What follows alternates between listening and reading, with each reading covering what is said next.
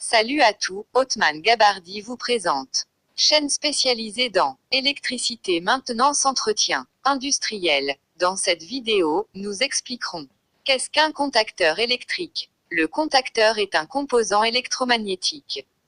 Il fonctionne comme un interrupteur à l'intérieur d'un circuit en établissant ou en interrompant le passage du courant. Ce n'est pas un composant indispensable dans une installation électrique, mais les bénéfices résultant de son emploi sont importants. Découvrez ici son rôle et son fonctionnement dans le cadre de notre chaîne Othman Gabardi spécialisée dans électricité, maintenance, entretien industriel pour comprendre les éléments de l'installation électrique. À quoi sert un contacteur ?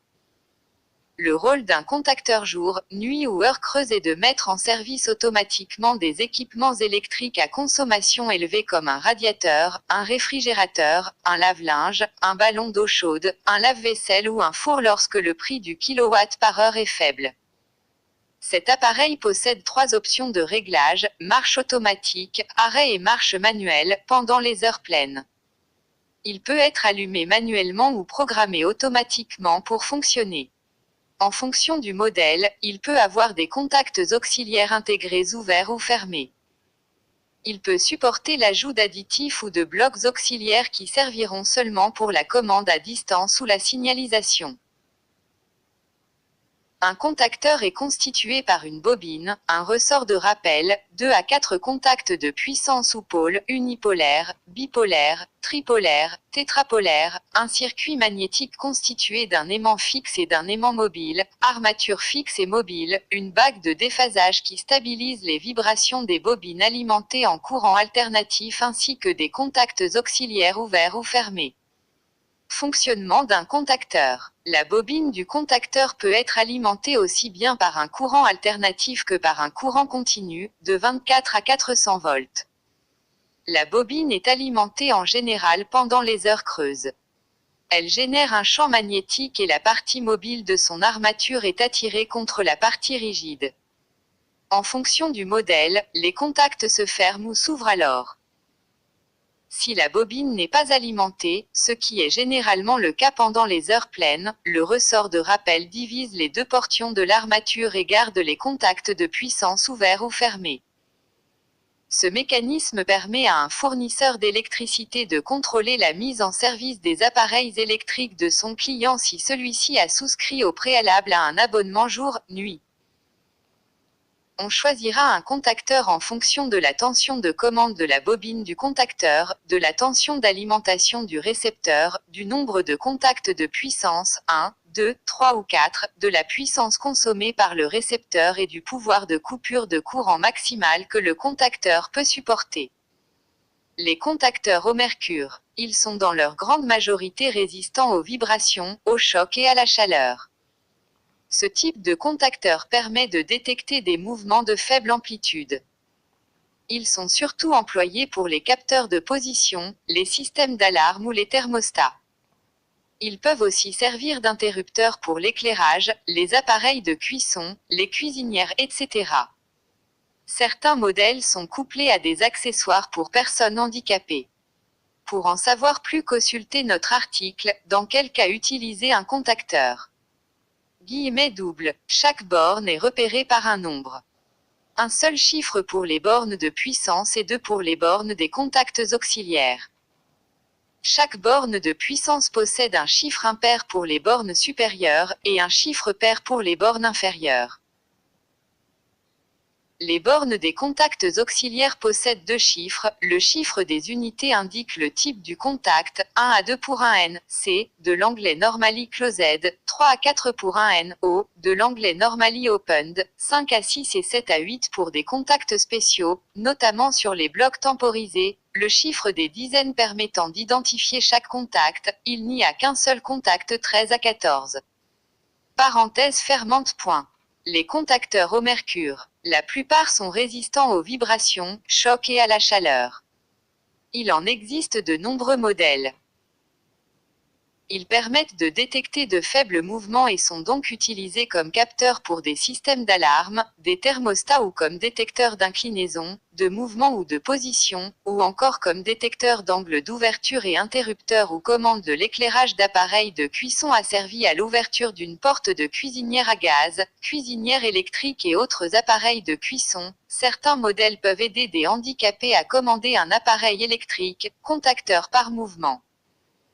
Un interrupteur à mercure moyen peut contenir jusqu'à 3 grammes de mercure, alors que les interrupteurs de grande taille peuvent en contenir jusqu'à 10 grammes.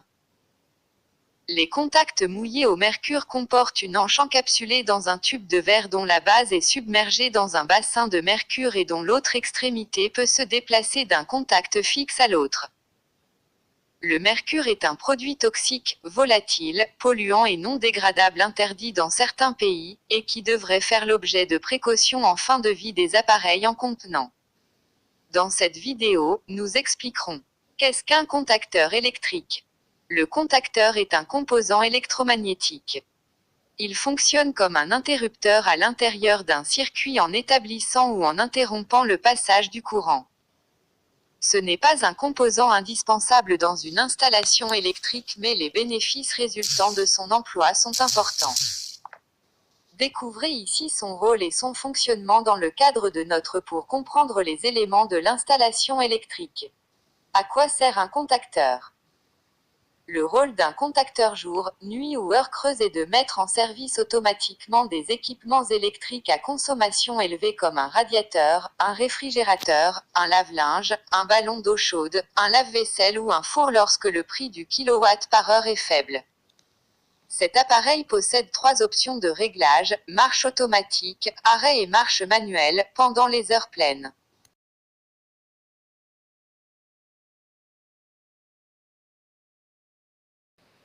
Salut à tous, Othman Gabardi vous présente. Chaîne spécialisée dans électricité, maintenance, entretien industriel. Dans cette vidéo, nous expliquerons qu'est-ce qu'un contacteur électrique. Le contacteur est un composant électromagnétique. Il fonctionne comme un interrupteur à l'intérieur d'un circuit en établissant ou en interrompant le passage du courant. Ce n'est pas un composant indispensable dans une installation électrique, mais les bénéfices résultant de son emploi sont importants. Découvrez ici son rôle et son fonctionnement dans le cadre de notre chaîne Othman Gabardi spécialisée dans électricité, maintenance, entretien industriel pour comprendre les éléments de l'installation électrique. À quoi sert un contacteur ? Le rôle d'un contacteur jour, nuit ou heure creuse est de mettre en service automatiquement des équipements électriques à consommation élevée comme un radiateur, un réfrigérateur, un lave-linge, un ballon d'eau chaude, un lave-vaisselle ou un four lorsque le prix du kilowatt par heure est faible. Cet appareil possède 3 options de réglage, marche automatique, arrêt et marche manuelle, pendant les heures pleines. Il peut être allumé manuellement ou programmé automatiquement pour fonctionner. En fonction du modèle, il peut avoir des contacts auxiliaires intégrés ouverts ou fermés. Il peut supporter l'ajout d'additifs ou de blocs auxiliaires qui serviront seulement pour la commande à distance ou la signalisation. Un contacteur est constitué par une bobine, un ressort de rappel, 2 à 4 contacts de puissance ou pôle, unipolaire, bipolaire, tripolaire, tétrapolaire, un circuit magnétique constitué d'un aimant fixe et d'un aimant mobile, armature fixe et mobile, une bague de déphasage qui stabilise les vibrations des bobines alimentées en courant alternatif ainsi que des contacts auxiliaires ouverts ou fermés. Fonctionnement d'un contacteur. La bobine du contacteur peut être alimentée aussi bien par un courant alternatif que par un courant continu, de 24 à 400 volts. La bobine est alimentée en général pendant les heures creuses. Elle génère un champ magnétique et la partie mobile de son armature est attirée contre la partie rigide. En fonction du modèle, les contacts se ferment ou s'ouvrent alors.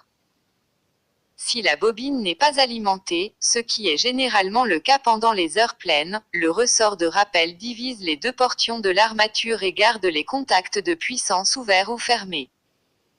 Ce mécanisme permet à un fournisseur d'électricité de contrôler la mise en service des appareils électriques de son client si celui-ci a souscrit au préalable à un abonnement jour-nuit.